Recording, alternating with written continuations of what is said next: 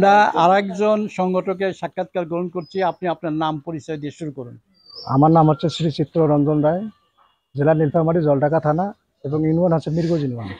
আমরা চাচ্ছি যে আমাদের অহিংস আপনি আপনি আপনি সংগঠক, আপনার মাধ্যমে আর কতজন সংগঠক তৈরি হয়েছে? আমাদের মাধ্যমে সংগঠক তৈরি হয়েছে প্রায় 100-র কাছাকাছি স্যার। আচ্ছা, 100 সংগঠক তৈরি করেছেন। 100 সংগঠক মিলে কতজন মানুষের অনুস্বাক্ষর সংগ্রহ করেছেন এলাকা থেকে? আমাদের অনুষ্ঠিত প্রায় 15-20 হাজার হবে স্যার। আচ্ছা, পরবর্তীতে ওই 15-20 হাজারকে যদি আপনি ডাকেন আপনার এলাকায়, সবাইকে এক জায়গায় হ্যাঁ আসবে? স্যার, সবাই এক জায়গায় আসবে। আচ্ছা, আপনারা এই যে অনুস্বাক্ষর নিয়েছেন, সেটি হচ্ছিল একটি দুর্নীতি বিরোধী বিশেষ আইন প্রণয়ন করার জন্য। জি স্যার। সে আইনের নাম কি? নামটা হলো অবৈধ অর্থ উদ্ধার ও গণমুখী বিনিয়োগ জাতীয় সংস্থা।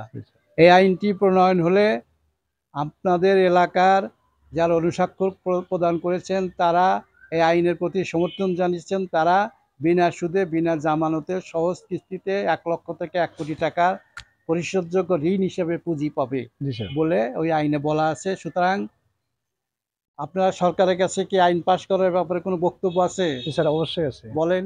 আমরা তো এই স্যারকে জানাই যে আমাদের যদি এই অহিংস গণ অভ্যুত্থানের যদি এই লোনটা আমাদের চালু হয় এবং আমাদের এলাকার এবং সারা বাংলাদেশের গরিব মানুষের খুবই উপকার হবে।